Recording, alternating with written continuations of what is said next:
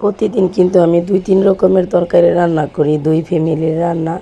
যেটা গ্রামের সহজ সরল রান্না ওইটাই আমি শেয়ার করি। শাক পাতা কিন্তু শহরের মানুষ অতটা পছন্দ করে না। মাছ মাংস কিন্তু সবাই বেশিরভাগ বোনা বানিয়ে দেয় ভিডিওতে। আমি হালকা পাতলা রান্নাগুলাই দিই। পুঁই শাক দিয়ে, শিং মাছ দিয়ে আজকে ঝোল রান্না করব। এইগুলাই আমি সিম্পল রান্নাগুলো আপনাদের সাথে শেয়ার করি। আসলে যে যুগ আসছে সবাই মাছ মাংস বোনা ফ্রাই ভাজি এগুলাই তো খায়, তাই আমার নর্মাল রান্নাগুলো আপনাদেরকে দেখাই। আসসালামু আলাইকুম, কোহিনুর মিনি কিচেন অ্যান্ড ব্লগে সবাই স্বাগত। সবাই কেমন আছেন? অবশ্যই আল্লাহর রহমতে ভালো আছেন, আমিও ভালো আছি। চলে আসলাম শাক মাছ কেটে চুলার পরে কড়াইতে পেঁয়াজ দিয়েছি, তেলের মধ্যে দিয়ে একটু ভেজে নিয়েছি। আর একটা বাটিতে শিং মাছ, সব রকমের গুঁড়া মশলা, হলুদ মরিচ ধনিয়া জিরা, একটু পানি লবণ আদা রসুন বাটা একসাথে দিয়ে আমি পানি সহ মাছটা তেলের মধ্যে ঢেলে দিয়েছি।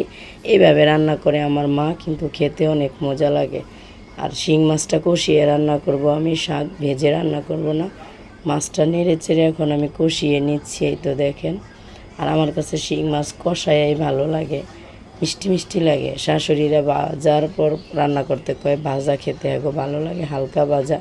ওদের জন্য আলু দেওয়া পোয়া মাছ রান্না করছি, আমাদের জন্য শিং মাছ রান্না করছি। 2 ফ্যামিলির রান্না আমি একাই করি, যেটা শর্টকাট রান্না, আমাদের নর্মাল রান্নাগুলাই দেই। শিং মাছটা কষানো হয়ে গেছে, এখন আমি মাছটা উঠিয়ে নেব। আর এইখানে দিয়ে দিব একটা আলু কেটে নিয়েছি, 2টা টমেটো। এই আলু টমেটো দিয়ে পুঁই শাক দিয়ে ঝোল করব। ছোট্ট একটা বেগুন ছিল, ওইটাও আমি দিয়ে দিয়েছি। আর এরকম মিক্স করে তরকারি রান্না করলে আমার কাছে মজা লাগে। কষিয়ে নিব এখন ঢাকনা দিয়ে। আর বন্ধুরা, আমার গলাটা এখনও ভালো হয়নি, আমার শরীরও সুস্থ হয়নি। কি করব, চ্যানেল খুলছি, ভিডিও তো দেওয়াই লাগবে। অসুস্থ তারপরেও রান্না বান্না করতে হয়, ভিডিও দিতে হয়। দিয়ে দিলাম টমেটো, আলুটা সিদ্ধ হয়ে গেছে। এখন টমেটো দিয়ে আর একটু কষিয়ে নিব আমি মশলাটা, তারপরে পুঁই শাক দিব। পুঁই শাক তো নরম জিনিস, সবাই জানেন, অল্পতেই সেটা সিদ্ধ হয়ে যাবে। শরীর যত অসুস্থই থাক না কেন, ভিডিও তো ছাড়তেই হবে, এটা নাকি ইউটিউবের নিয়ম। যাই হোক, তারপর আমি অনেক দিন ভিডিও দেইনি। এই তো আমার সব আলু টমেটো সুন্দর করে কষানো হয়ে গেছে। এখন দিয়ে দিব পুঁই শাক। পুঁই শাকটা নরম থাকে, অল্পতে রান্না হবে, সেই জন্য আলুর সাথে দিলে শাকটা বেশি ঘেটে যাবে, মজা লাগবে না, সবুজ কালার নষ্ট হয়ে যাবে। এখন পুঁই শাকটা দিয়ে আমি এখন সুন্দর করে নেড়ে চেড়ে একটু কষিয়ে নিব। কষানোর মধ্যে যে কোনো তরকারি রান্না করলে খেতে কিন্তু স্বাদটা অটুট থাকে। আর অনেকগুলো জল দিয়ে জাল পাইরা সিদ্ধ করে রান্না করলে ওই তরকারি মজা লাগে না, এটা আমার মা বলে। আর আমি করি মার মতন, আমিও সত্যি অনেকটা পার্থক্য বুঝি। আর কে কে আমার এই ছোটোখাটো গ্রামের সহজ সরল গরিবের রান্না পছন্দ করেন, প্লিজ কমেন্টে বলবেন, লাইক কমেন্ট শেয়ার করবেন।